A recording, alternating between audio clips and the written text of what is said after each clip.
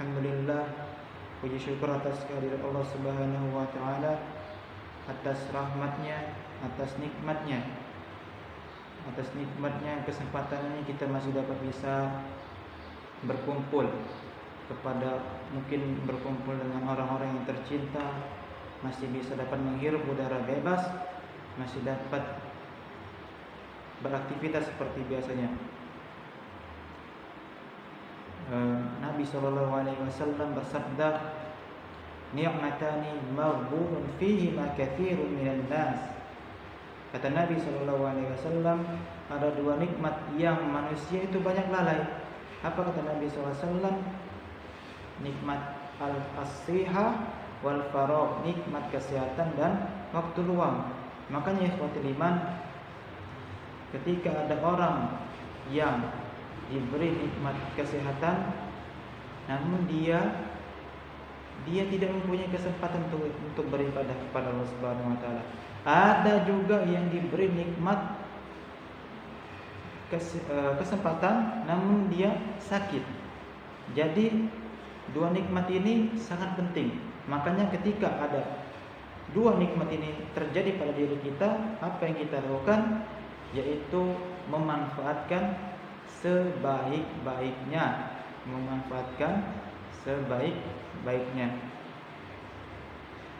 Ikhwatul iman, pada hari ini saya akan coba membahas tentang keutamaan Al-Quran, keutamaan orang-orang yang mempelajari keutamaan Al-Quran. Jadi Al-Quran itu banyak keutamaannya. Sekarang yang saya bahas itu dari kitab At-Tibyan, kitab At-Tibyan fi Adab Hamalatil Quran. Itu tentang yang dikarang oleh Imam Nawawi rahimahullahu taala.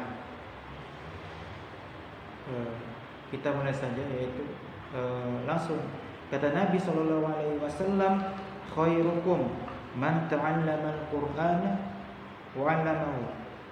Kata Nabi SAW, sebaik-baik kalian yaitu orang yang belajar Al-Quran dan yang mengajarkannya. Nabi ikhwatul iman, Nabi sudah pesan kepada kita, memberikan sinyal bahwasanya khairukum, sebaik-baik kalian yaitu orang yang belajar Al-Quran dan yang mengajarkannya. Maka ikhwatul iman, kita sebagai umat muslim harus mempelajari Al-Quran, mulai dari cara membacanya, mulai dengan cara membacanya dengan sampai fasih. Karena apa? Karena ini kitab kita umat muslim di dunia yang Allah turunkan melalui malaikat Jibril, disampaikan kepada Nabi Muhammad SAW.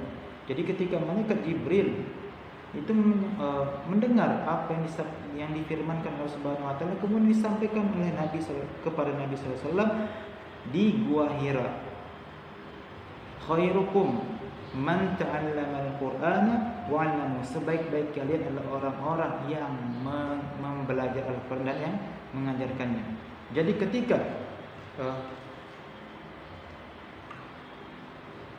inilah apa yang disabdakan oleh Nabi SAW.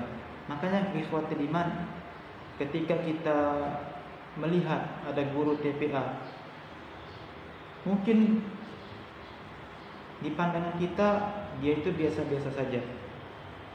Tapi ikhwatul iman, ketahuilah, mungkin di pandangan Allah, di langit sana, seorang guru TPA itu menjadi orang yang paling baik di sisi Allah Subhanahu wa taala, karena dia telah mengamalkan sabda Nabi ini. Jadi orang yang baik kata Nabi yaitu orang yang belajar Al-Quran dan yang mengajarkannya.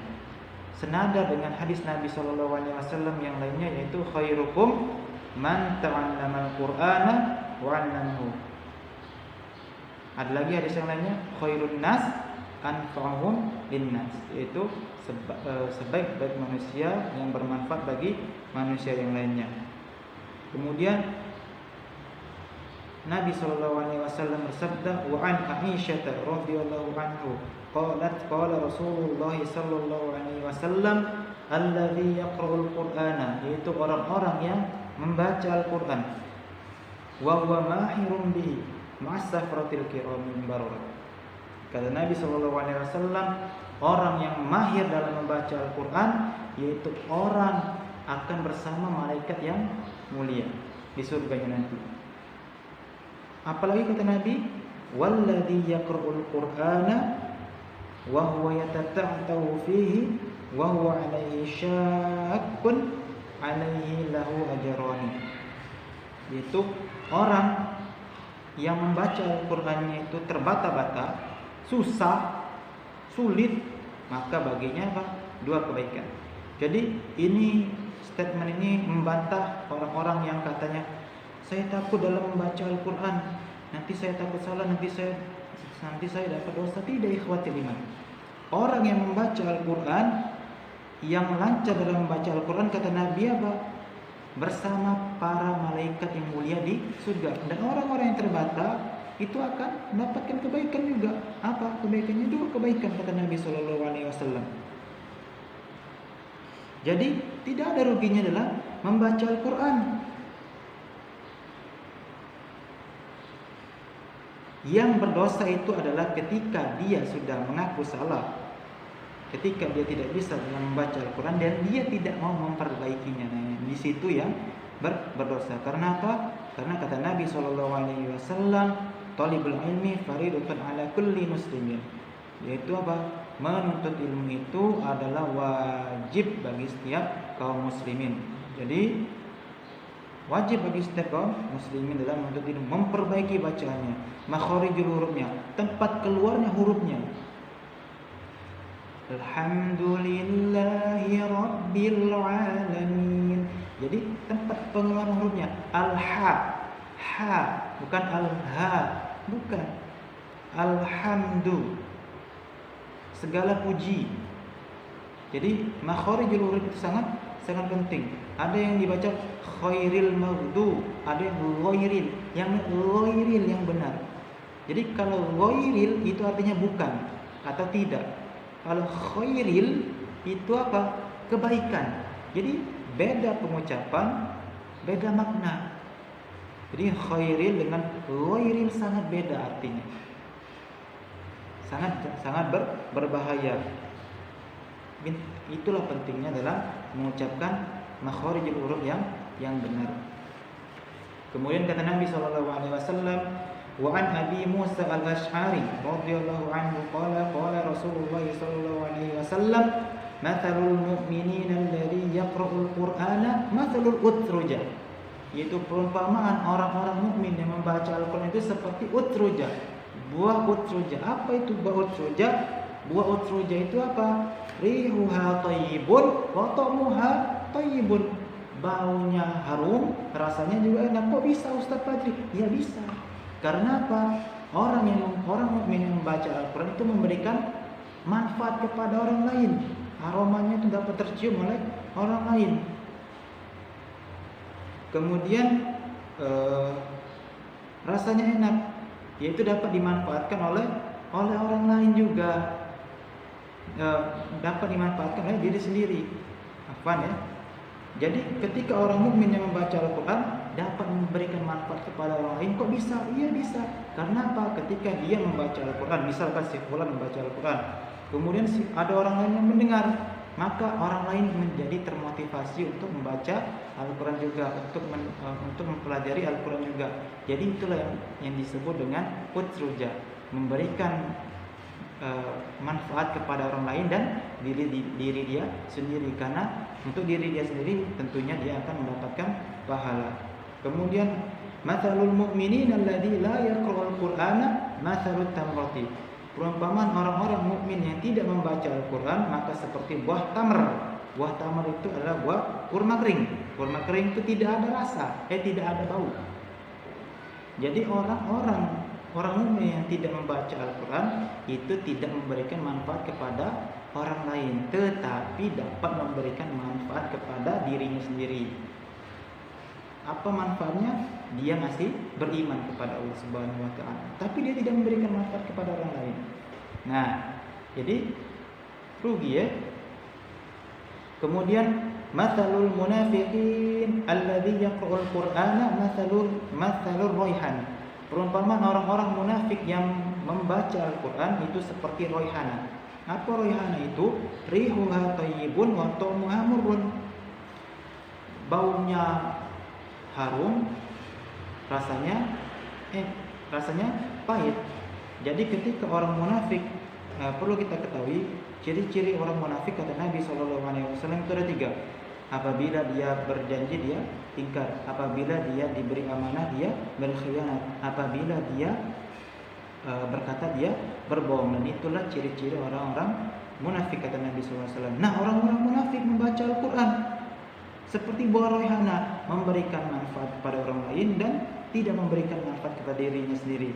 Iya, ketika dia membaca Al-Quran, kemudian didengar oleh orang lain, kemudian orang lain menjadi termotivasi, dan itu memberikan manfaat kepada orang lain. Sementara untuk dirinya sendiri, dia tidak dapat memberikan manfaat kepada dirinya sendiri.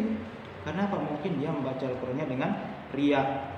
Mungkin dia membaca Al-Qurannya karena ingin dilihat orang. Terlebih dia tidak beriman. Mungkin.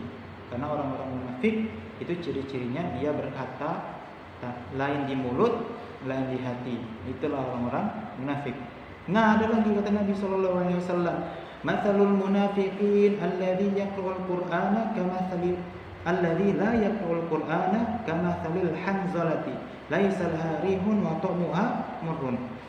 Orang-orang yang munafik ini yang tidak membaca Al-Quran seperti hanzalati, yaitu tidak ada aroma dan tidak ada rasa dan tidak bermanfaat bagi dirinya sendiri, tidak bermanfaat kepada orang lain dan tidak pula bermanfaat kepada dirinya sendiri. Jadi itulah motivasi atau mungkin salah satu keutamaan dalam membaca Al-Quran. Jadi orang-orang yang mukmin, kita mengaku orang mukmin, setidaknya memberikan waktu spesial untuk Al-Quran. Apa kata Utsman bin Affan? Wallahi law tahurat qulubuna lama syabi'na min kalami rabbina. Utsman bin Affan sampai bersumpah. Apa kata Utsman? Demi Allah, kalaulah hati kita ini bersih, kalaulah hati kita ini suci, maka kita tidak akan pernah puas dari apa? Dari firman-firman Allah Subhanahu wa taala, dari Al-Qur'an. Maka kita bisa mengecek, apabila kita ingin mengecek hati kita bersih atau tidak, maka dengan cara kita berlama-lama dengan Al-Qur'an. Kalau kita masih setengah jam sudah capek, 10 menit sudah capek, baru membaca satu halaman sudah capek, maka itu sudah mendeteksi, salah satu deteksi bahwasanya kita itu hatinya masih kotor. Utsman bin Affan, kita tahu dalam suatu riwayat Utsman bin Affan itu pernah menghatamkan satu Al-Quran dalam sekali sholat malam. Masya Allah. Jadi tidak ada ruginya kita untuk membaca Al-Quran. Maka siapkanlah waktu kita untuk Al-Quran. Siapkanlah waktu khusus. Jangan diganggu dengan yang lain. Karena ini adalah Al-Quran, firman-firman Allah. Dengan Al-Quran inilah kita dapat mengetahui, mengenal Allah. Bagaimana cara ma'rifatullah, mengenal Allah? Ya dengan Al-Quran. Salah satunya dengan mempelajari Al-Quran. Bagaimana kita mau mempelajari Al-Quran kalau kita tidak bisa membacanya? Jadi yang pertama itu harus membacanya dulu, harus kita bisa membaca, mempelajarinya serta mengamalkannya. Mungkin itu saja materi pada hari ini. Semoga bermanfaat untuk diri saya pribadi dan kita semuanya. Mari kita tutup, kita lanjutkan materinya di lain hari. Subhanakallahumma wa bihamdika asyhadu an la ilaha illa anta astaghfiruka wa atubu ilaik. Assalamualaikum warahmatullahi wabarakatuh.